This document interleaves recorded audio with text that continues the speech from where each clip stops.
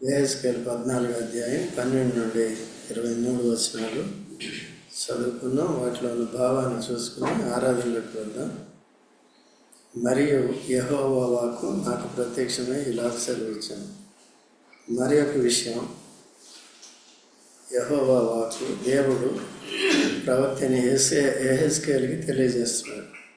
అదేంటంటే, నరపుత్రుడా, ఏ దేశమైతే విశ్వాసఘాతకమై నా దృష్టికి పాపము చేసినదో దానికి నేను విరోధినై ప్రాణాధారముగా ఆహారము లేకుండా చేసి కరువు పంపించి మనుషులను పశువులను నిర్మూలము చేయదు. దేవుడు సర్వలోకాన్ని సృష్టించాడు. అయితే ఈ సృష్టి యావత్తు కూడా దేవుని మహిమపరచాలని చూస్తుందన్నమాట. దేవుని మహిమపరిచే దాంట్లో దేవుని ఆరాధించేవారు దేవుని మహిమపరుస్తున్నారని, దేవుడు చెప్పిన క్రియలు చేయటం ద్వారా మన క్రియల ద్వారా దేవుని ఏం చేస్తున్నామంటే ఆరాధన చేస్తున్నాం. చూడండి, యేసు ప్రభు కూడా ఈ మాట అంటాడు. యోహాను సువార్త 17వ అధ్యాయం 4వ వచనంలో ఈ మాట అంటాడు. చూడండి, యోహాను సువార్త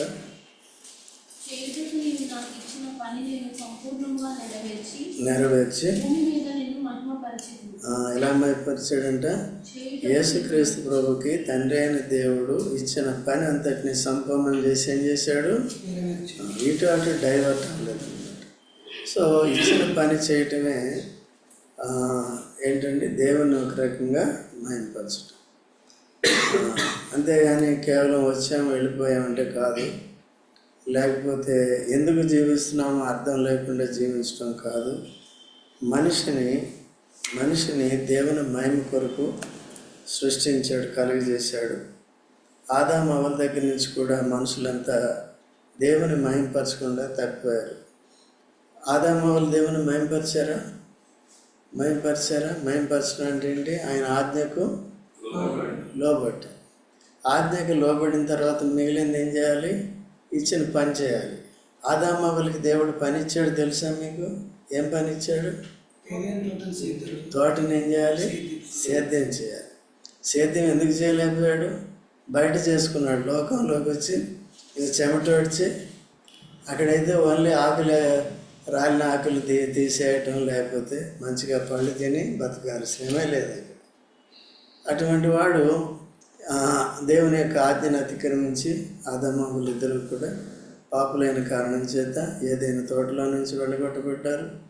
తర్వాత ఆ శ్రేష్టమైన పని చేసే బదులు దేవుడు చెప్పింది విని దాని ప్రకారం జీవించే బదులు ఇప్పుడు బయటకు వచ్చారు. బయటకు వచ్చిన తర్వాత ఏమైంది? శాపగ్రస్తులయ్యారు. స్త్రీకి శాపం వచ్చింది, పురుషుడికి కూడా శాపం వచ్చింది. ఇద్దరు కూడా, పురుషుడు ఏం చేయాలంటే తన కడుపు నింపుకోవాలంటే పొద్దున్న సాయంత్రం వరకు కష్టపడాలి, చెమట వచ్చి సంపాదించుకోవాలి. ఆ శాపం ఎవరి మీదకి వచ్చింది? మన మీదకి కూడా వచ్చింది. మన మీదకి ఎందుకు వచ్చింది? ఆ పాపం కూడా వచ్చింది కాబట్టి ఆ కారణం చేత మనం ఇప్పటికీ కూడా, ఎందుకంటే ఆదాములోనే మనల్ని అందరూ దేవుడు ఎరిగినవాడు. ముందుగానే మనల్ని ఆదాములోనే ఎరిగాడు. ఇంకో మాటలో చెప్పాలంటే ఆదాములోనే మనల్ని సృష్టించాడు. భూత భవిష్యత్ కాలం నుండి దేవుడు సమస్తాన్ని ఎరిగిన దేవుడు ఆదాము ఒక కొండ అయితే ఆ కొండ ఏమైందండి? పగిలిపోయింది. పగిలిపోయితే మనం ఏమయ్యాం? దాంట్లో పెంకులయ్యాం అన్నమాట. ఎక్కడుంది? యెషయా 45:9. యెషయా 45:9 త్వరగా చదవండి.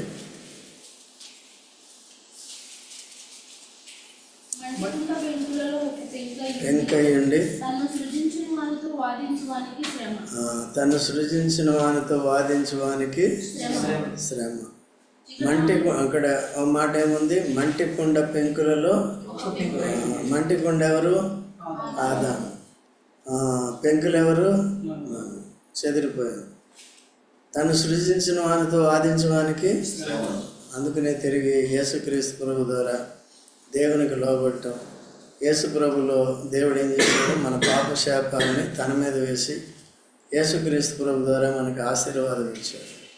పాత నిబంధనలో తాత్కాలికమైన ఆశీర్వాదాలు అంటే అవి కూడా ఉంటాయి ఆత్మీయంగా. అయితే ఇప్పుడు నేరుగా మనకి ఏ ఆశీర్వాదాలు ఇచ్చాడంటే ఏమిచ్చాడు మనకి? ఈ లోకంలో మిమ్మల్ని పాత యెరూషలేముకు తీసుకెళ్తాను, లేకపోతే ద్రాక్ష చెట్లు ఒలివ చెట్లు కలిగిన దేశానికి తీసుకెళ్తానని చెప్పలేదు. ఎక్కడికి తీసుకెళ్తాడు? ఇప్పుడు పరమ కణానికి తీసుకెళ్తాడు, పరలోకానికి తీసుకెళ్తాడు. అక్కడ ఏముంటుంది? నిత్య ఆనందం ఉంటుంది, నిత్య జీవం ఉంటుంది, నిత్య సుఖం ఉంటుంది, శాశ్వతమైన నీతి ఉంటుంది, పరిశుద్ధత ఉంటుంది. దేవుని సన్నిధిలో నిరంతరము అక్కడ ఉండాలి. ఆ దేశం కొరకు మనం సిద్ధపరుస్తున్నాడు భూమి మీద. దానికి ఏం చేశాడంటే యేసు ప్రభు తండ్రి అయిన దేవుడు తనకి ఇచ్చిన పని ఏంటంటే పాపులందరినీ కూడా రక్షించాలి. ఆ రక్షించే ముందు తర్వాత నువ్వు చనిపోయి సమాధి చేయబడి తిరిగి లేచుతారు, మానవాడి పాపం పరిహారం అవుతుంది. దాని మీద విశ్వాసం ఉంచి పాపాలు ఒప్పుకున్న వారు తిరిగి దేవుని వైపు చేర్చబడతారు, వారు పరలోకానికి వారసులు అవుతారు. ఈ వార్తను ప్రకటించడానికి నువ్వు శిష్యుల్ని ఏర్పరచుకోవాలి, వారిని అపోస్తలుగా చేసి సర్వలోకానికి. ఇద్దరి ద్వారా ఏమొచ్చిందండి? లోకంలో ఎంతమందిని సృష్టించాడు? ఫస్ట్ ఇద్దరు. ఆ ఏదైనా తోట పరదేశికి గుర్తుగా ఉంది. అయితే అక్కడి నుంచి వెళ్ళగొట్టబడ్డారు. ఇప్పుడు లోకంలోకి వచ్చారు. లోకంలో నుంచి ఎక్కడికి వెళ్ళాలి? ఇప్పుడు ఎక్కడి నుంచి అయితే త్రోసివేయబడ్డాడో మానవుడు ఉండవలసిన స్థలం ఏది? పరదేశం, ఏదైనా తోట. ఎక్కడికి వచ్చాడు? లోకంలో. మళ్ళీ ఇప్పుడు ఎక్కడికి వెళ్ళాలి? విమోచింపబడితే బ్యాక్. అయితే ఇక్కడ భౌతికంగా చూపించాడు పాత నిబంధనలు. అది ఇప్పుడు ఏమైందంటే ఏదైనా తోటకి ద్వారం మూయబడింది కనుక అది కొట్టివేయబడింది కనుక ఇప్పుడు ఎక్కడ పెట్టాడండి? ఈ శరీరాన్ని విడిచి రక్షణ పొందిన వారు అక్కడికి వెళ్ళాలి, పరదేశికి వెళ్ళాలి, పరలోకానికి వెళ్ళాలి.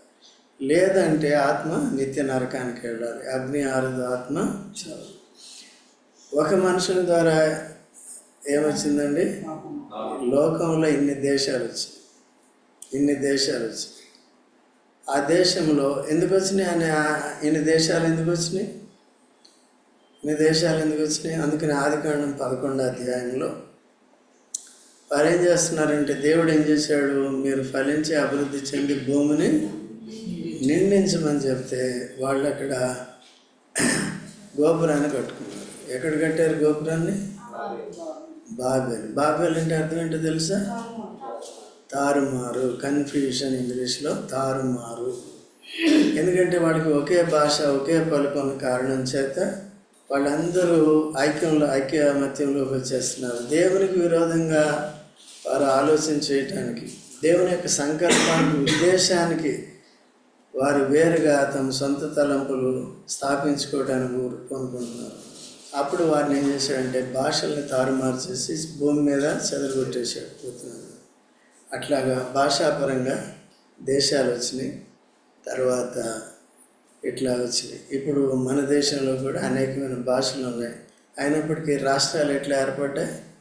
భాషను బట్టి కదా. ఇప్పుడు తెలంగాణ, ఆంధ్ర కొంతకాలం ఒకటిగా ఉంది, ఇప్పుడు ఏమైనా అయితే భాష అందుకని వీటిని తెలుగు రాష్ట్రాలు అంటారు, కర్ణాటక అంటారు.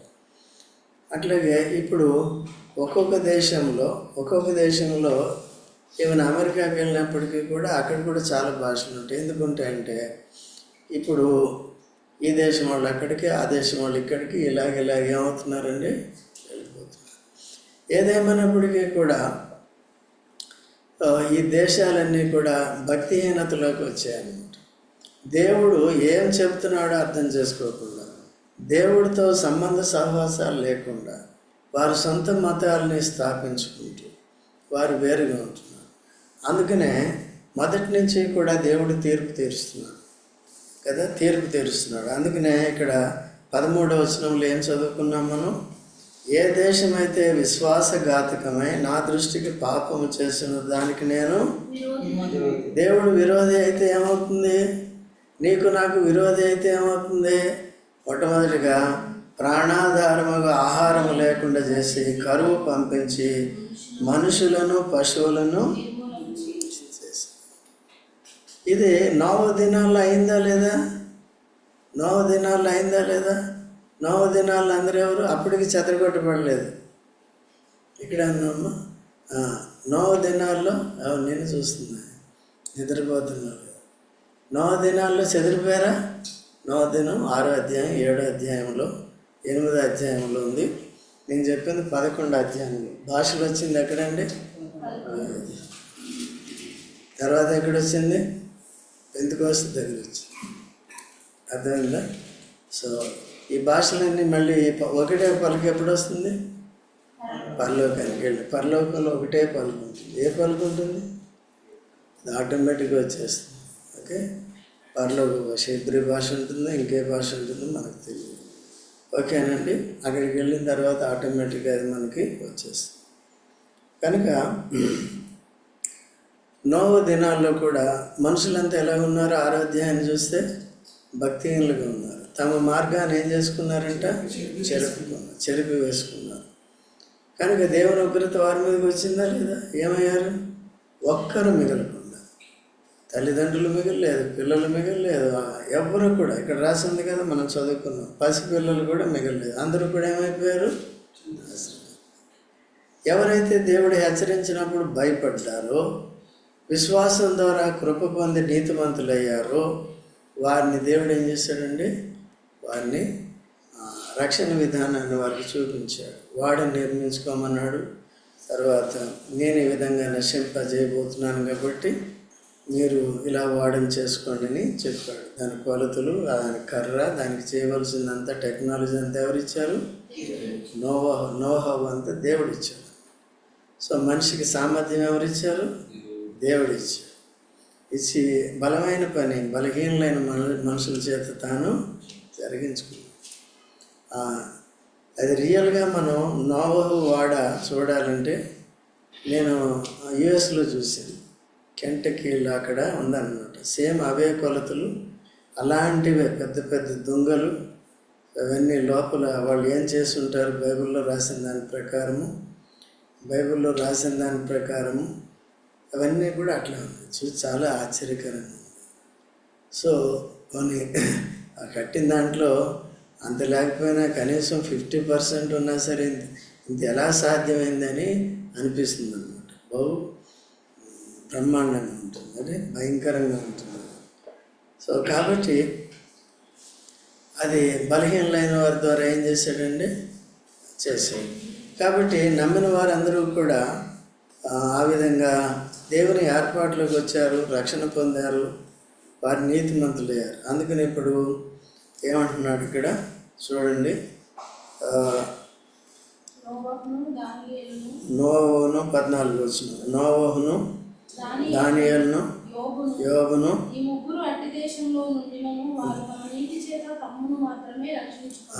అట్టి దేశంలో ఉన్నప్పటికీ వారు ఎవరు? ఇప్పుడు మనం రక్షించుకోవాలంటే మనం నీతిమంతులు కావాలి. అర్థమవుతుందా? ఏం చెప్పాం? నీతిమంతులు కావాలి. మిగిలిన వాళ్ళందరినీ ఏం చేస్తాడు దేవుడు? నాశనం చేస్తాడు, నిర్మూలన చేస్తాడు. ఓకే, ఈ దేశంలో ఉన్నవాడు పరదేశంలో పరలోకంలో ఉన్నవాడు ఎక్కడ ఉండేస్తాడు? నరకంలో ఉండగలవా? అందుకని ఏం చేయాలండి? విశ్వాసం నుంచి కృప ద్వారా రక్షింపబడాలి. విశ్వాసం ద్వారా నీతిమంతులు కావాలి. మనకి నీతి ఎట్లా వస్తుందో తెలుసా? చెప్పండి చూద్దాం ఎట్లా వస్తుంది. చూడండి, రోమీయులకు రాసిన పత్రిక 5వ అధ్యాయం 1వ వచనం. రోమ కాబట్టి దేని మూలమునండి? నీతి కావాలంటే విశ్వాసం. దేని విశ్వాసం? క్రీస్తు నా పాపాల కొరకు చనిపోయాడని, సమాధి చేయబడ్డాడని, తిరిగి లేచినాడని నమ్మ. ఎవరి పాపాల కొరకు చనిపోయాడు క్రీస్తు? తన పాపాలా మన పాపాలా? నువ్వు పాపివా కదా? ఎవరిలో పాపివి? ఎలా తెలుస్తుంది మనకి? మనం ఆదాం పాపం మనకు అంటుకుందో లేదో ఎట్లా తెలుస్తుంది? నీ పనే నీకు, నీ చెమటే నీకు. పొద్దున్న లేసేయండి, ఎందుకు మీటింగ్ రాలేదు? డ్యూటీ ఉందండి కదా. డ్యూటీకి వెళ్ళలేదంటే బాగలేదు. మరి జీతం ఇస్తాడంటే వెళ్ళకపోతే జీతం కట్ చేస్తాం. ఇదంతా ఈ బాధ ఎవరికి వచ్చింది? ఫస్ట్ ఆదాము. మనకెందుకు వచ్చింది? మనం కూడా ఆయనలో పెంకులు. ఆయన కుండ అయితే పగిలిపోయిన కుండలో మనకి ట్రాన్స్ఫర్. అయితే యేసుక్రీస్తు ప్రభు ద్వారా మనకి ఏమొస్తుంది? రక్షణ వస్తుంది, నీతి వస్తుంది. నీతి ద్వారా ఏమొస్తుంది? దేవునితో సమాధానం వస్తుంది. ఓకే అండి. అట్లా విశ్వాసం ద్వారా ఏమొస్తుంది? కృప అనేది కూడా వస్తుంది. కృప అంటే ఏంటి? మనం అర్హులం కాదు, రక్షణ పొందటానికి పరలోకానికి వెళ్ళటానికి అర్హులము. అయితే దేవుడు కృప గలవాడు కనుక కృప ఇచ్చాడు. ఆ కృప కూడా మనకు ఉచితమే కానీ దేవుడికి ఉచితం కాదు. ఎందుకంటే క్రీస్తు తన ప్రాణాన్ని పెట్టవలసి వచ్చింది. ఈ లోకానికి దరిద్రుడిగా రావాల్సి వచ్చింది. ఈ లోకంలో బలహీనుడు కావాల్సి వచ్చింది కదా. మరణం వరకు ఏం చేశాడు? ఇంటరాక్ట్ అవ్వు కొద్దిగా వెనక సరే. ఈరోజు పట్టుకుంది రాత్రి అంతా ఎన్ని గంటల వరకు చదువుతున్నావు? మర్చిపోయాను. కాబట్టి ఏం చెప్పాను?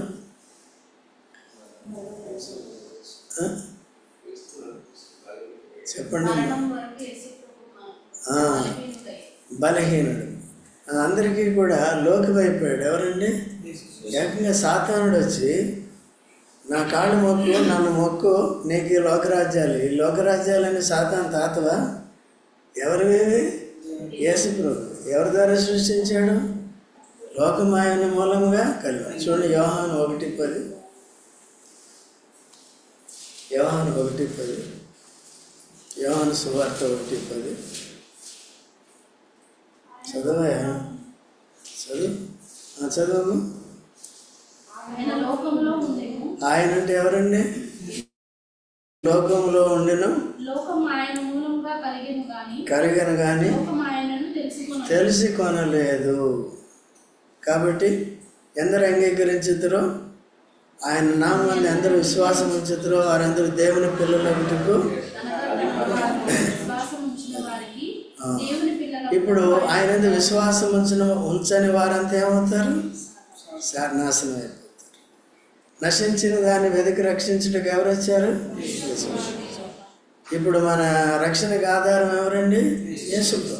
ఆయన నిరాకరించేవారు ఏమవుతారు చెప్పండి?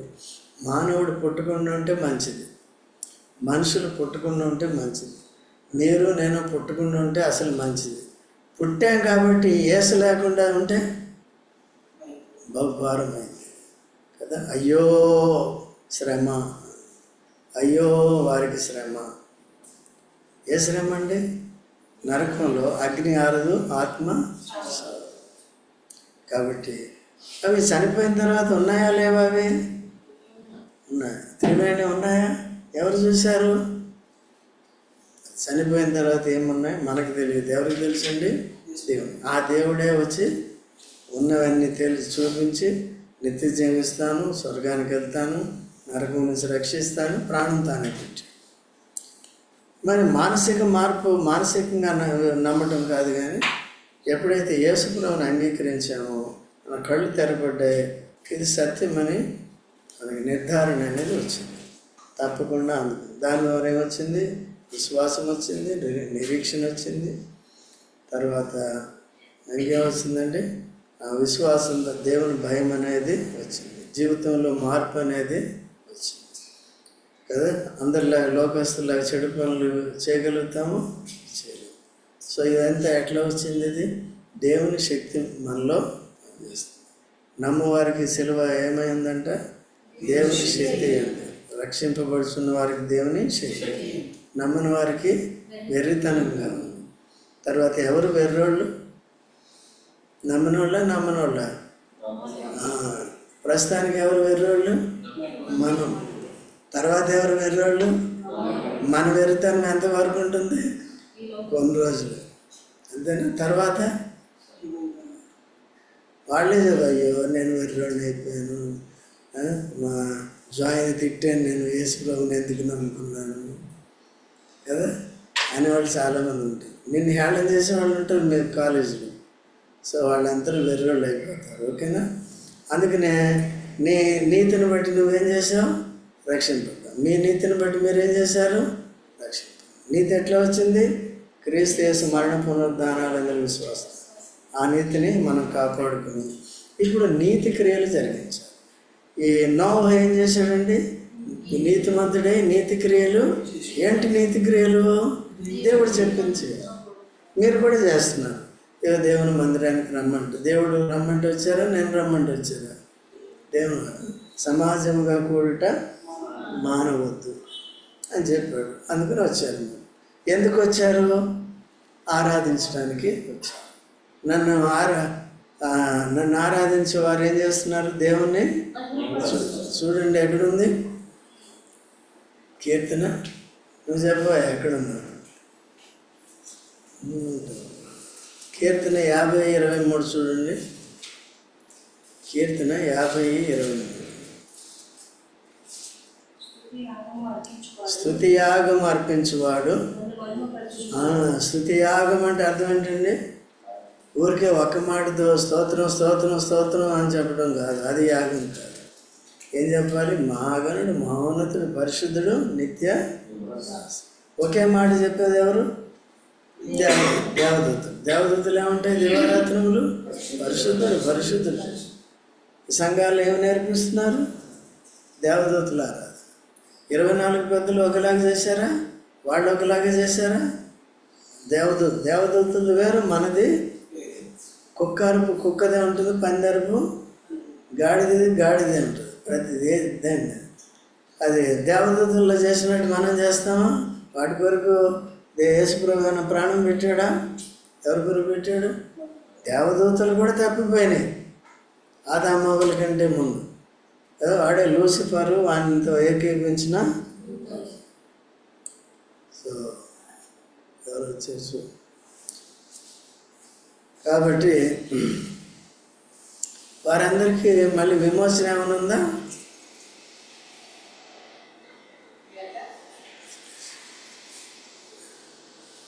కూర్చో.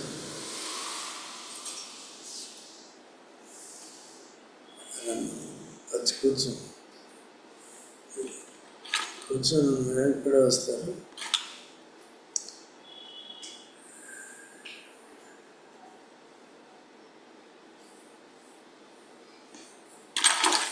ఇటు వెళ్ళే బాబు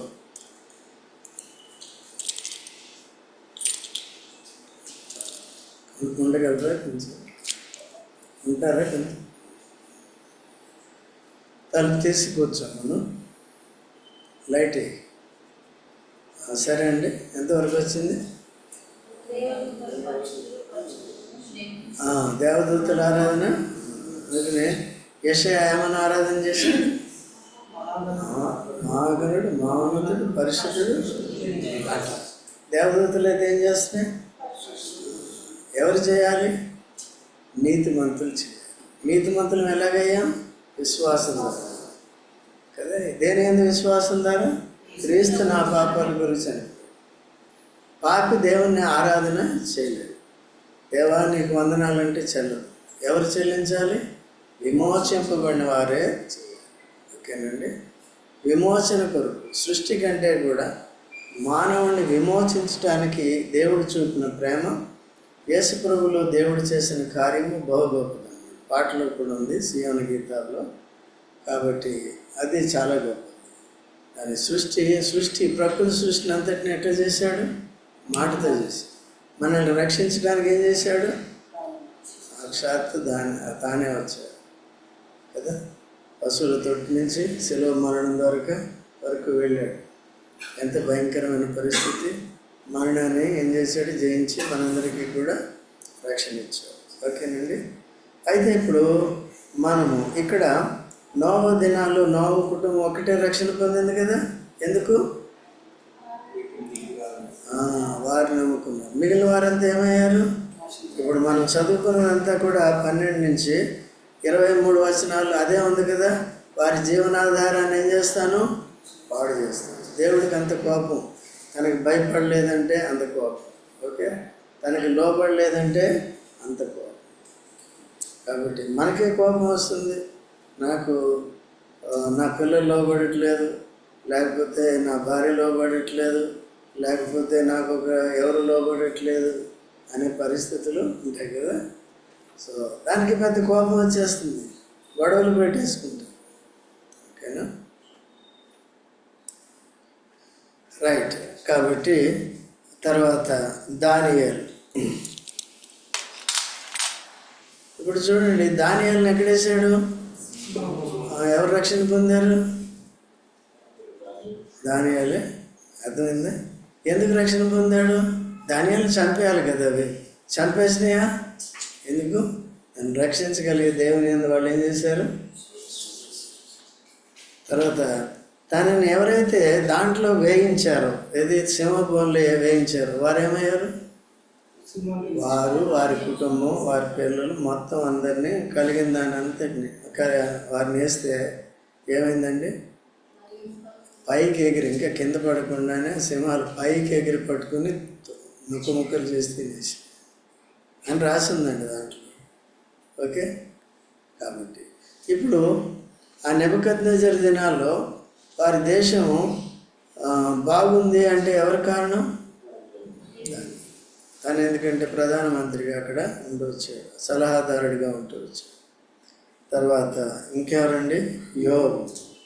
యోబు ఎవరైనా నీతిమంతుడు. కాబట్టి యోబు తన విశ్వాసమును బట్టి తను కాపాడుకున్నాడా లేదా? సాతానుడు ఏం చేశాడు? నాశనం చేయాలనుకున్నాడు. నాశనం చేయగలిగాడా? అందుకని యేసు ప్రభు హస్తాల్లో ఉంటే, మనం యేసు ప్రభు యొక్క భద్రతలో ఉంటే అంత సురక్షితం. దేనికి? బైబిల్ ఏం చెప్తుందంటే ప్రాణాత్మ దేహ రీతిగా. చూడండి, 1 తెస్సలోనికైలు 5వ అధ్యాయము 23వ వచనం. 1 తెస్సలోనికైలు 5వ అధ్యాయం. సమాధానకర్తయగు దేవుడే సంపూర్ణముగా పరిశుద్ధపరచునుగాక. ఆత్మయు జీవమును శరీరమును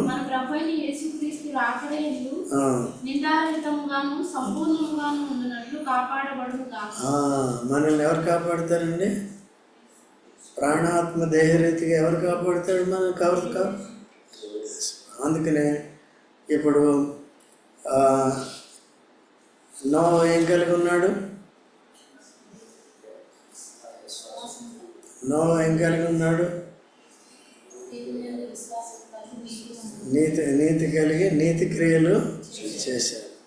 కాబట్టి తాను ఏం చేసుకున్నాడు? తర్వాత దానియేలు ఏం చేశాడు? నీతి కలిగాడు. అంటే విశ్వాసం ద్వారా నీతి కలిగింది, నీతి క్రియలు చేశాడు. ఏం చేశాడు ఆయన? విశ్వాసం నుంచి ఏ సమస్య వచ్చినప్పటికీ కూడా ఎవరికి అప్పచెప్పాడు?